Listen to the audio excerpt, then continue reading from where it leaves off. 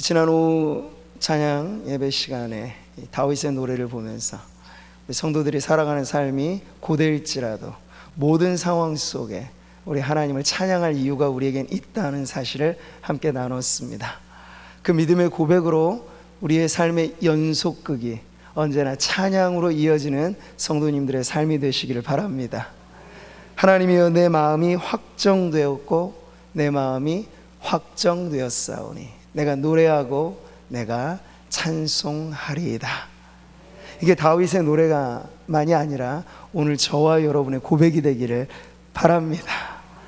그런 점에서 우리 오후 찬양 예배 때 한 번 더 같이 찬양 부르겠는데요, 순례자의 노래라는 아주 오래된 복음성가 있습니다.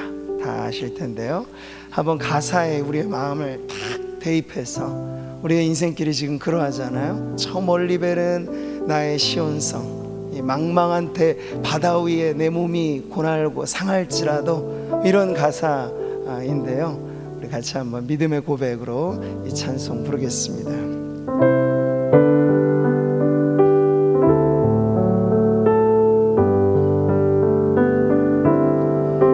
저 멀리 베는 나의 시온성, 오 거룩한 곳 아버지지, 내 사모하는 집에 가고자 밤을 세웠네.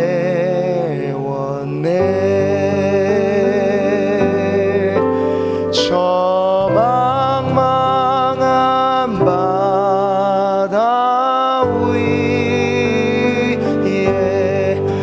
이 몸이 상할지라도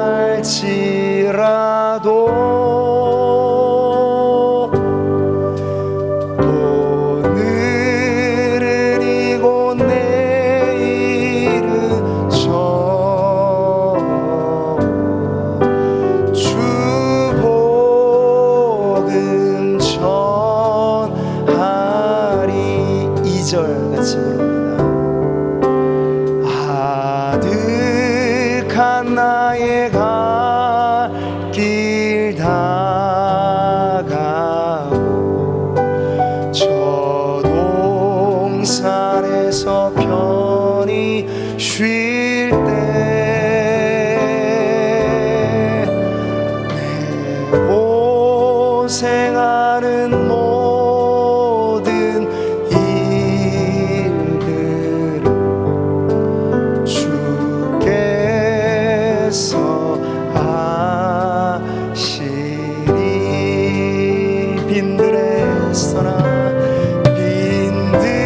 빈들이나 사막에서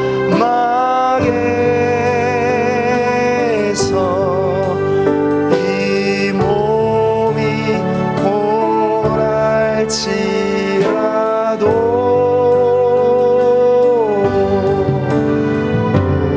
내 주 예수 날 사랑하사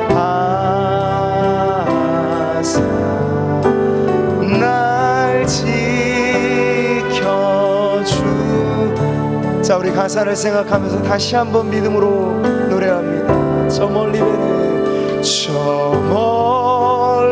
베는 나의 시온성, 오 거룩한 곳 아버지지,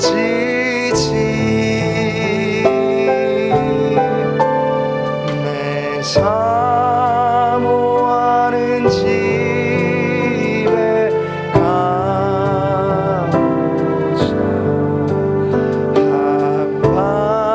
한밤을 세웠네.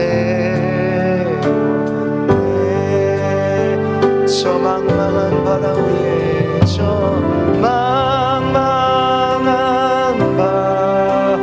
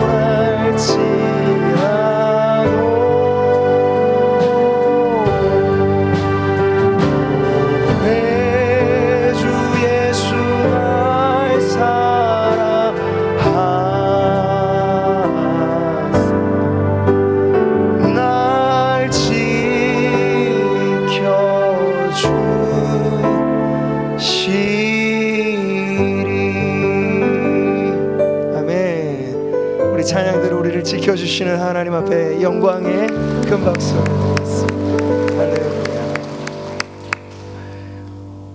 오전에 올데이 구국기도의 특별 광고 영상에서 츠빙글리라고 하는 종교개혁자 이야기가 잠깐 담겨 있었죠. 그때 패스트, 흑사병이 창궐한 그때 목회자로서 본인의 사역을 하다가 그도 그만 패스트에 걸리고 말았습니다. 근데 그냥 기적적으로 살아났다고만 나와 있는데 실제로 이 츠빙글리가 질병이 걸리기 전, 질병이 걸리고 나서, 질병이 회복되고 나서 이 3부로 나눠서 패스트의 노래, 이 역병가라고 우리나라 뭐 한자로 풀면 이렇게 말할 수 있는 그 기도의 노래를 남겨놓았어요.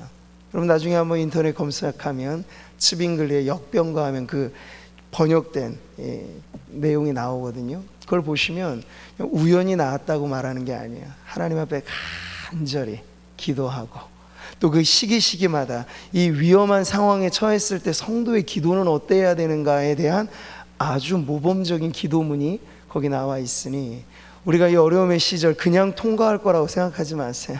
성도들의 기도가 이 고되고 힘든 순례자와 같은 인생길을 통과하게 되는 힘이요 능력의 통로가 되는 줄 믿습니다.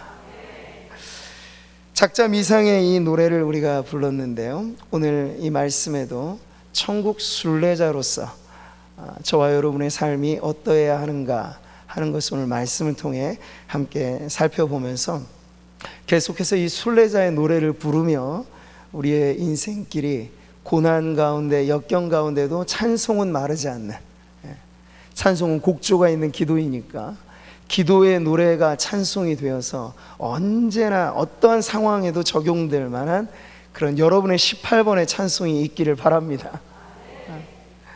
자, 오늘 우리가 베드로전서를 함께 읽었는데요, 베드로전서가 처음 시작할 때 그 인사말이 중요합니다. 1절 2절 같이 한번 읽어보죠.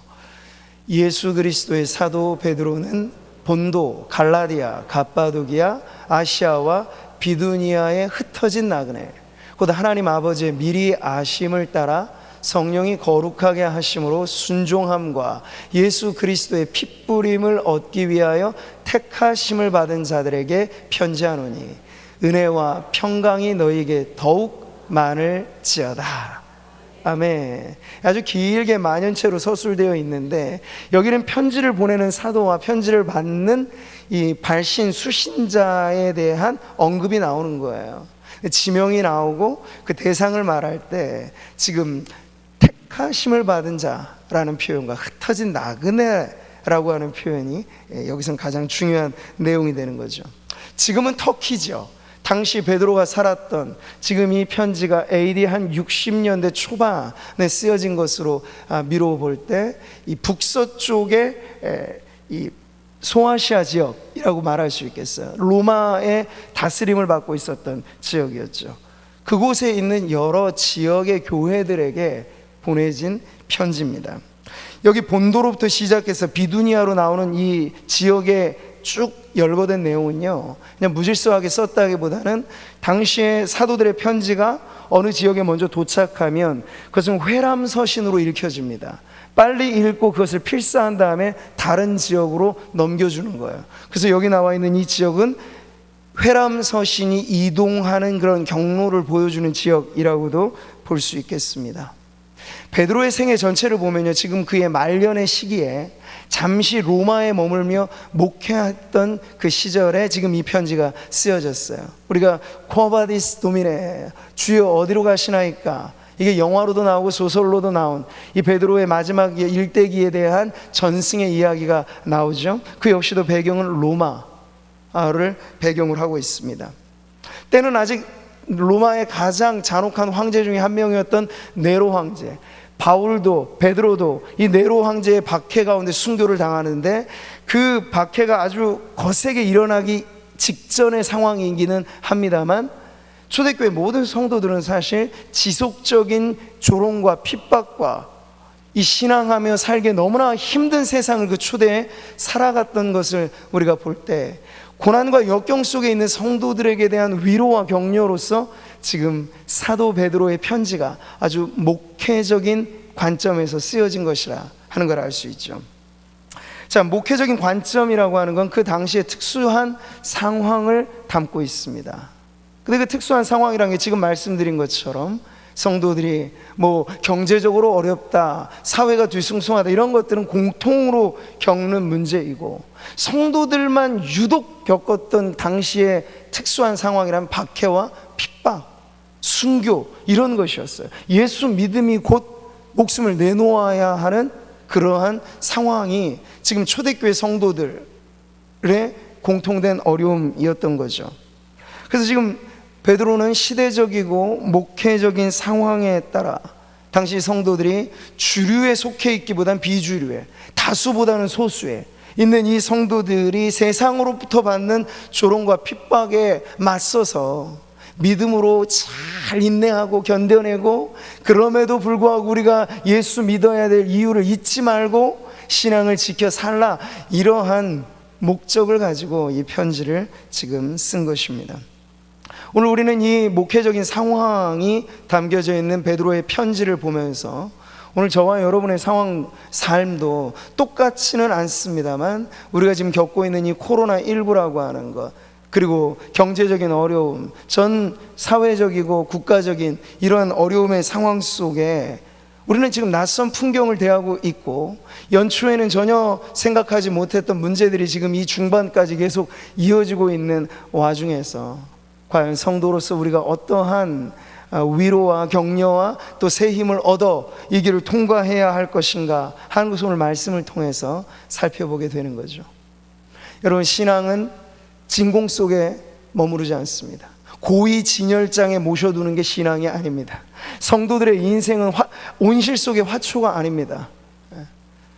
누구나 다 알고 있듯이 우리가 겪는 세상에서의 삶은 척박하고 아주 메마르며, 그래서 광야 그 자체라고 해도 틀리지 않는, 낮에는 내려쬐는 떼약볕과 밤에는 매우 차가운 바람, 이 밤낮의 일교차가 하루 만에도 엄청난 사막에서의 삶처럼 어제와 오늘이 다르고 오늘이 또 내일과 달라질 것을 충분히 예상할 수 있는 이 불확실한 세상 속에 성도들의 신앙의 삶이 있다는 거죠.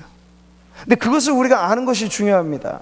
온실 안이 아니고 진열장 안이 아니고, 우리의 빛됨은 어둠 속에서의 빛이고, 우리의 소금됨은 맛을 잃어버린 이 세상 속에서의 만냄으로서의 소금의 가치이기 때문에 세상의 형편에 우리 성도들이 어떻게 반응하느냐가 우리 신앙의 진가를 드러내는 문제라는, 교회 안에서 착실하게 교육받고 교회 안에서 온순한 양과 같이 그렇게 길러진 성도로만이 아니라 교회 밖 세상에서도 성도의 진가를 드러내는 그런 성도야말로 초대교회 그 핍박과 어려움의 시기에도 신앙을 지켜 성도의 삶을 살아갔던 성도들과 같이 우리가 주님 앞에 이 믿음의 길을 걸어가게 되는 줄 믿습니다.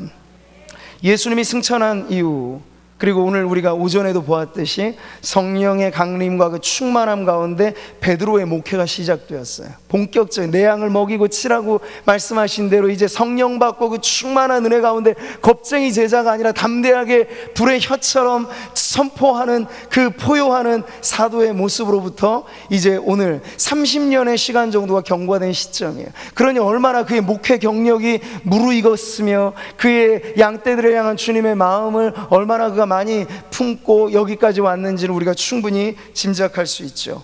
근데 그런 사도로서 양들에 대한, 성도들에 대한 지극한 사랑을 가지고 이 편지를 썼을 때 성도들의 정체성에 대해서 바울은 이 인사말에서부터 아주 중요하게 다루고 있는 겁니다. 성도들을 대하여 뭐라 말합니까? 흩어진 나그네라고 말을 하는 거야. 한번 따라해 보시죠. 우리는 흩어진 나그네입니다.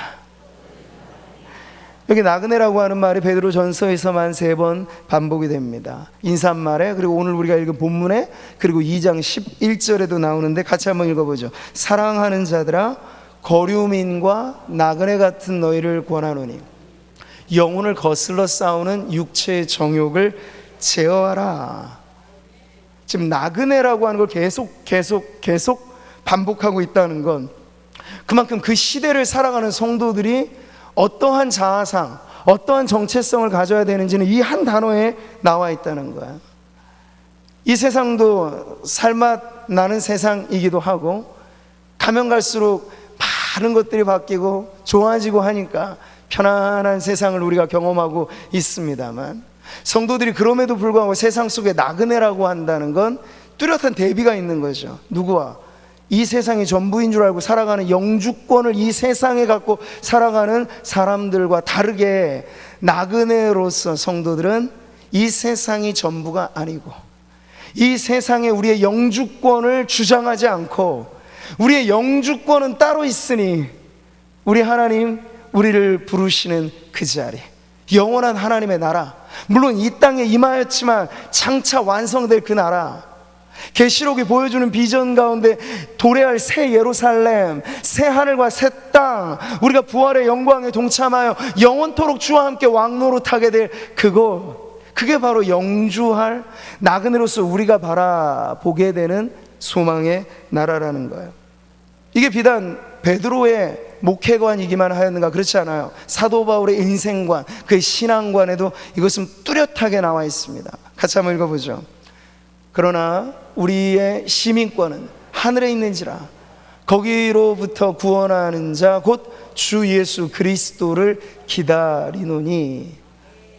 자칫 오해하면 마치 이 세상과 하늘, 이분법적으로 이원화된 체계로 가르치는 것 같은 오해를 불러일으킬 수도 있는데, 바울은 그럼에도 불구하고 우리의 삶의 실존이 단지 이 세상에서 잘 먹고 잘 살고 편하게 누리냐, 그게 아니라 영원하게 우리에게 도래할, 그리고 우리가 가게 될 하나님의 나라가 있다는 것을 부인할 수 없는 그 확신 가운데 지금 알려주고 있는 것이에요.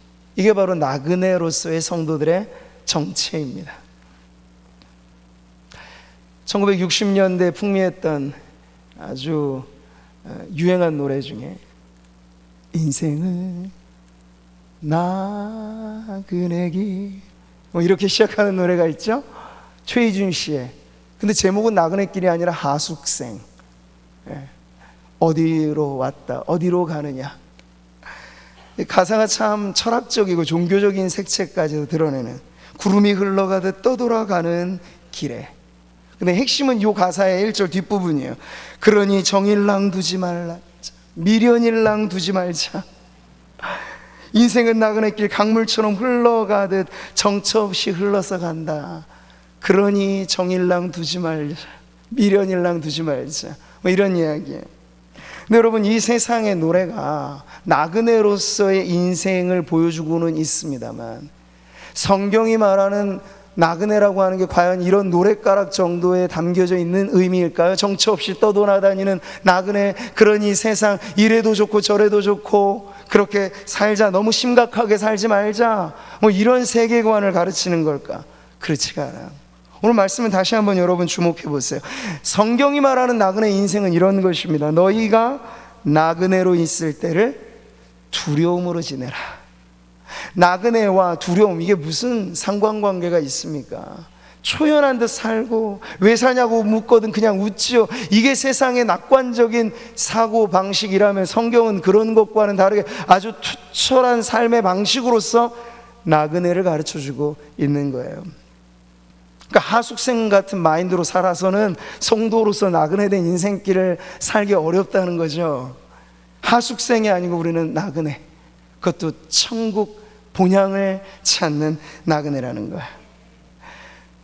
그러니까 이런 세상의 노래는요, 그냥 구성지고 좋은 하나의 가락은 되겠습니다만 정처 없음이 그 핵심이에요. 그냥 바람 부는 대로 불려가는 구름처럼. 근데 성경이 말하는 나그네는요, 이 세상의 영주권을 주장하지 않는 이유가 있는 사람이에요.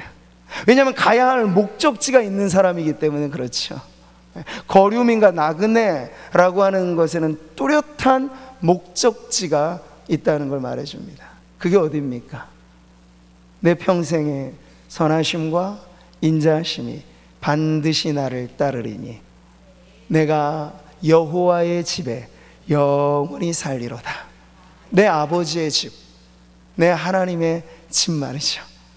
우리는 그 집을 향하여, 그 본향을 향하여 가고 있는 나그네이기 때문에 정처 없이 떠다니는 것이 아니에요. 그냥 광야 40년 유랑했던 이스라엘 민족과 우리의 처지는 달라요. 우리는 목표가 있어요.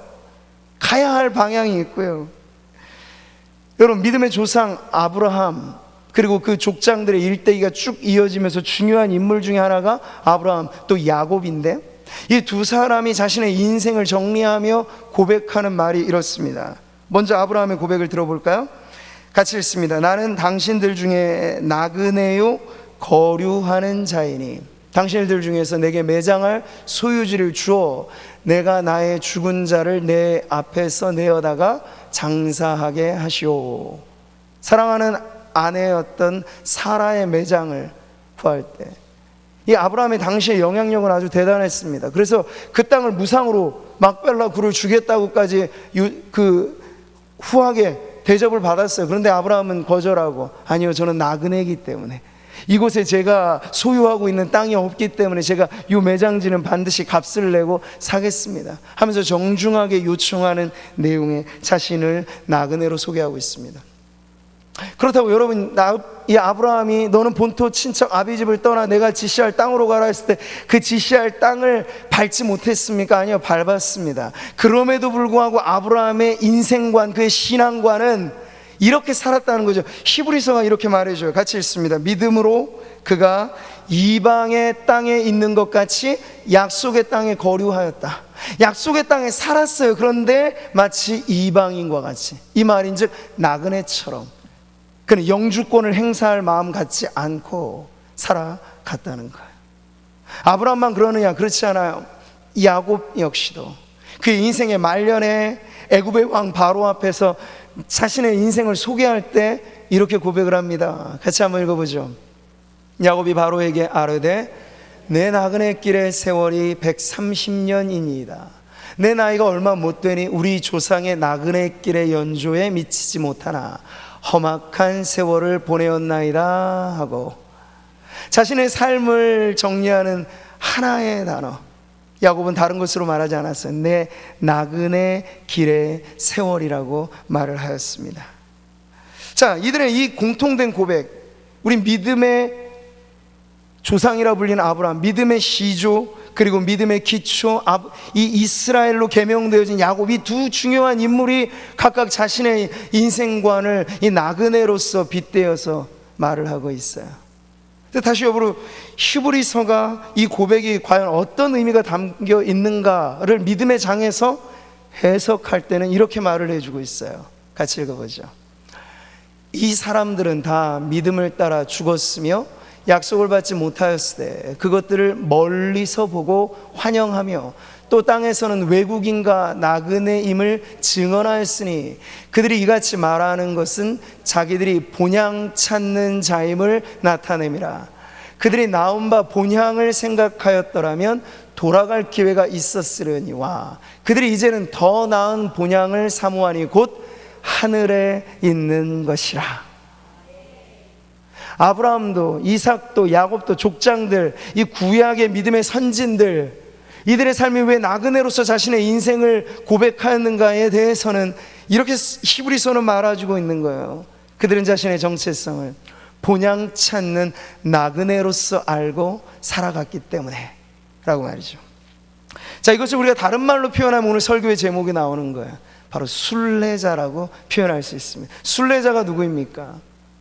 절기 때만 되면 온 흩어졌던 이스라엘 백성들이 예루살렘 성전으로 향하는 그 행렬, 그것을 순례 행렬이라 말합니다. 지금도 우리는 성경 역사가 고스란히 담겨져 있는 이스라엘 땅을 갈 때 성지 순례라고 이야기를 합니다. 목적지가 아주 뚜렷한 여행을 순례, 특별히 종교적인 성전을 향하여 나아가는 걸음을 순례길이라고 이야기를 하거든요. 만군의 여호와여, 주의 장막이 어찌 그리 사랑스러운지요.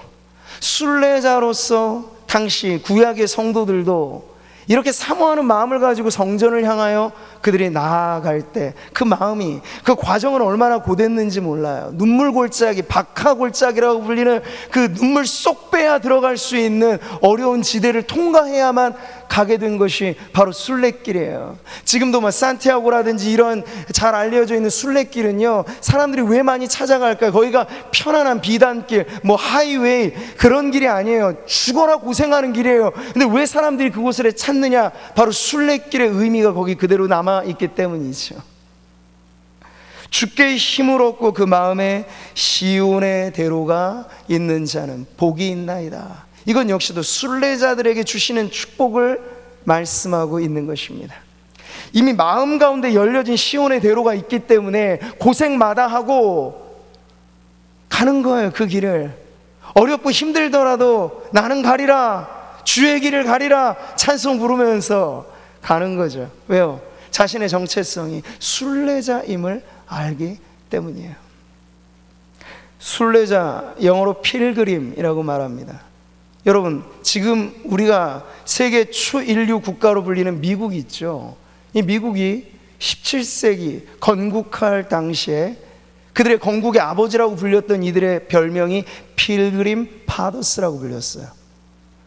이 척박, 지금이야 아메리칸 드림을 말하지만 당시 뉴잉글랜드, 신대륙이라 불렸던 이 미국 땅은요, 황무지였어요. 그리로 이주 가는 건 죄인들이나, 그리고 영국이라든지 이런 데서 기득권을 갖고 있지 않는 사람들이나 가는 곳이 그런 땅이었다고요. 그런데 청교도들, 신앙의 자유를 찾아서 그 신앙의 자유가 손짓하는 기회의 땅으로, 그 뉴잉글랜드, 지금의 미국 땅으로 가서 척박한 그 땅을 일구며 신앙으로 그 나라를 건립한 것이 지금의 미국인 거예요.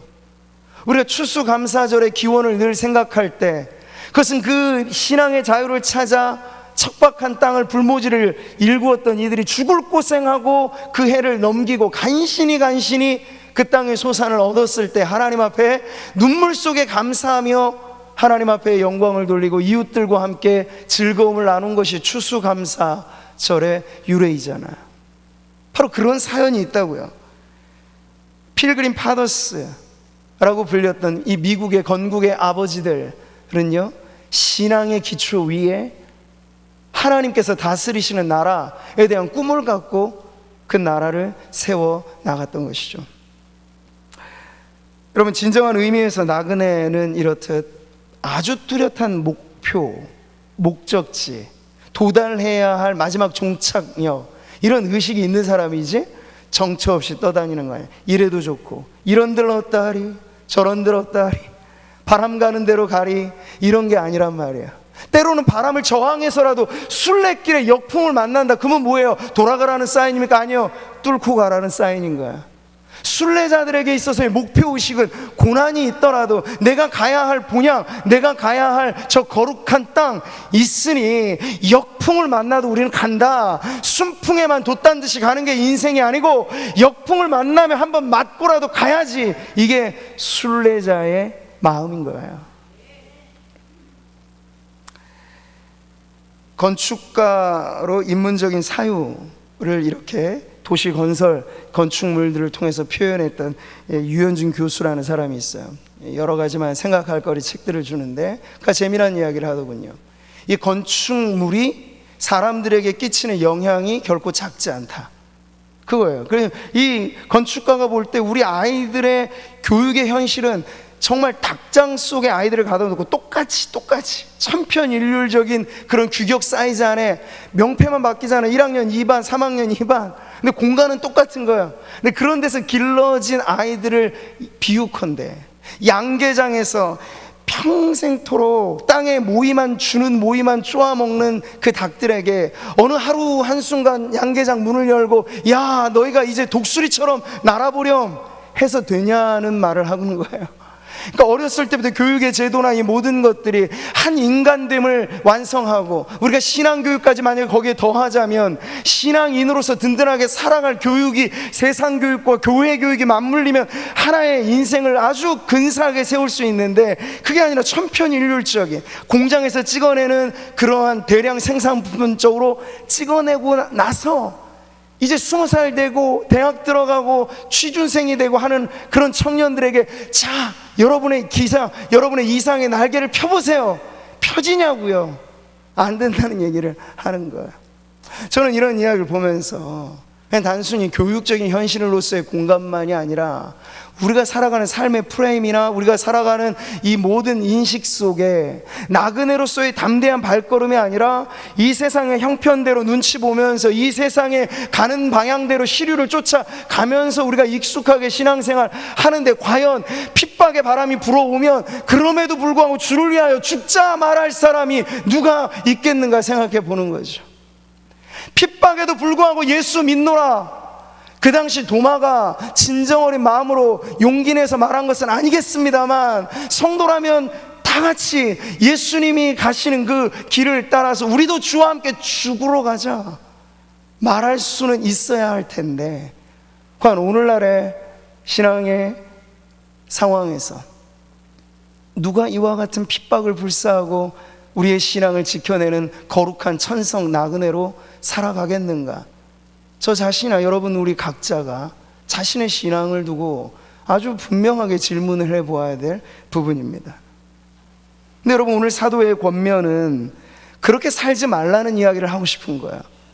어렵고 힘들고 불같은 시험이 오고 하지만 여러분들은 천국 나그네이니 이 세상의 형편대로 살지 말고 우리가 가야 할 분명한 본향을 향하여서 뚜벅뚜벅 믿음의 걸음을 옮겨 가십시다, 이렇게 이야기를 하는 거죠. 왜요? 그들은 핍박 가운데 있어도 그들의 존재는 너무나 거룩한 변화가 일어났거든요. 너희는 택하신 족속이요, 왕같은 제사장들이요, 거룩한 나라요, 그의 소유가 된 백성이라고요. 특정인들만, 제가 오전 설교에도 말씀드렸습니다만 특정인들만 아니에요. 성도라면 누구나 왕같은 제사장, 택하신 족속, 여기 모여 예배하는 우리 모든 성도들이 예수 안에 한 가족이고 주를 향한 우리의 일편단심한 신앙이 분명하다면 이 정체에서 벗어날 사람은 아무도 없어요. 택하신 족속, 왕같은 제사장들. 그래서 우리는 고난을 받더라도 왕같은 제사장들로 고난을 받는 거지, 그래서 하찮고 비루한 인생으로 쩔쩔매면서가 아니라는 이야기를 하고 싶은 거예요. 나그네로 돼 처량하게 정처 없이 떠돌아다니는 나그네가 아니고 본향 찾는 나그네됨을 잊지 마시기 바랍니다. 그래서 오늘 나그네로서의 삶의 분명한 기준을 제시하고 있잖아요. 베드로가 너희 마음에 허리를 동이고, 오늘 본문 말씀을 다시 보세요.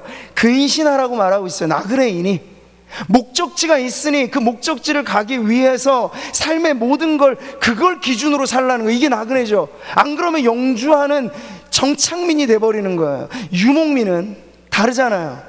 여기가 아무리 좋아도, 목초지가 아무리 근사해도 거기에 내가 텐트를 짓고 완전히 살겠습니다 그러지 않아요. 조금 지나면 또 다른 곳으로 가야 됩니다. 이게 천국 노마드, 천국 유목민이라고 불려지는 삶인 거예요.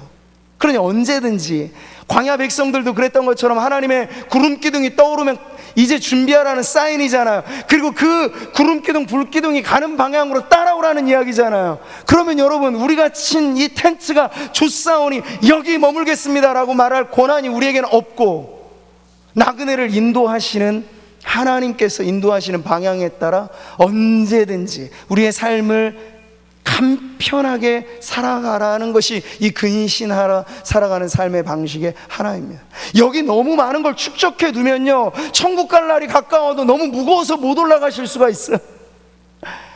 비유하자면 우리가 헐헐 자유롭게 주님 앞에 나아가야 되는데 땅에 너무 많은 것들을 우리가 깔아놓은 거예요. 너무 많은 좋은 것들, 아니면 너무 많은 불행한 것들도 있을 수 있겠지만요, 근데 나그네는 땅에 자리를 펴지 않아요. 주님이 말씀하신 방향에 깨어 반응하며 나아갈 준비를 하고 있는 삶, 그게 바로 근신하여 깨어있는 천국 순례자의 삶입니다. 또 하나, 너희에게 가져다 줄 은혜를 온전히 바랄지어다. 은혜를 바랄지어다. 어떤 은혜예요? 너희에게 가져다 주실 장래의 소망이죠.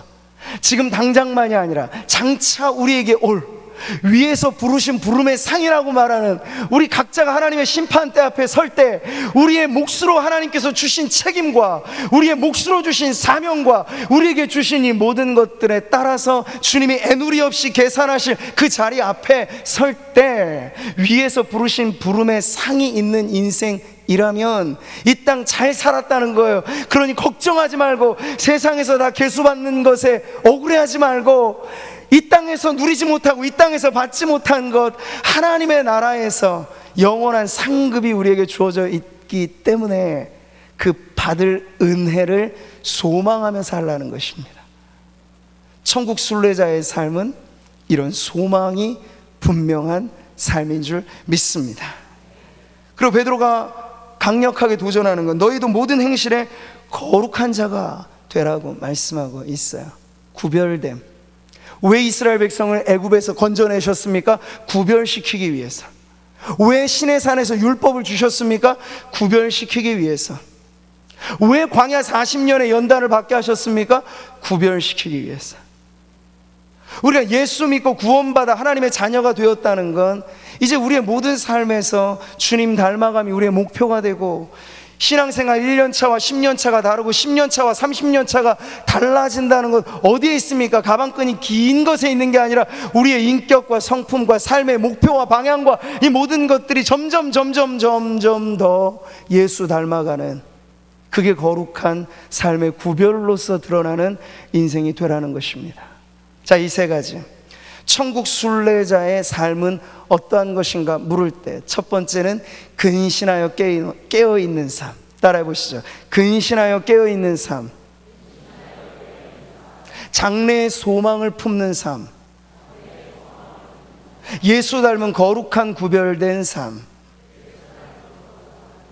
근신과 소망과 거룩, 구별, 이것이 천국 나그네의 삶인 줄 믿습니다.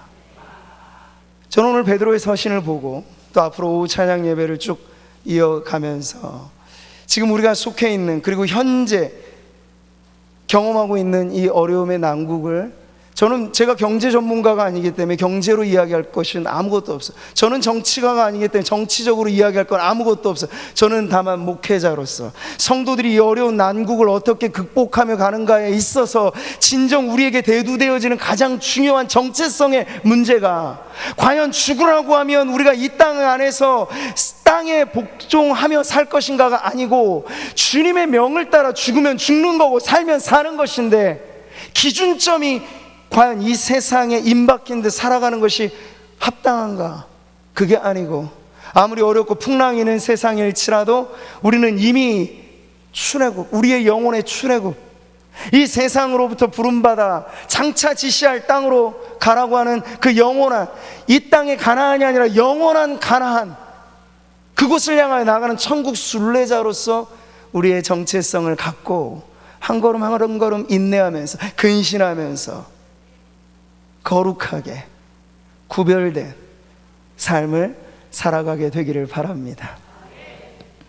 제가 원래 연초에 훈련 사역이 제대로 가동이 되었다면 영성 신학을 다루면서 순례의 영성을 제가 이 중직자 그리고 제자 훈련 받은 분들 중에 선별해서 가르치려고 했어요. 근데 지금 상반기구 훈련 계획이 진행되지 않고 있기 때문에 오히려 저는 특별한 몇몇 분들만이 아니라 성도라면 누구나 알아야 할 이 순례의 영성, 이것을 오후 찬양 예배를 통해서 함께 이제 살펴보려고 합니다. 지금 우리의 현실이 그러하니 더욱더 우리가 깨어있음을 요구하는 것이 이 세상이니, 우리는 순례자로서 마땅히 살아가야 될 우리의 삶을 기억하고 그렇게 살아가야 되겠습니다.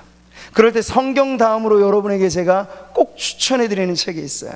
앞으로 제가 설교를 하면서 종종 아주 자주 함께 다룰 책인데 바로 철로역정이라는 책이에요.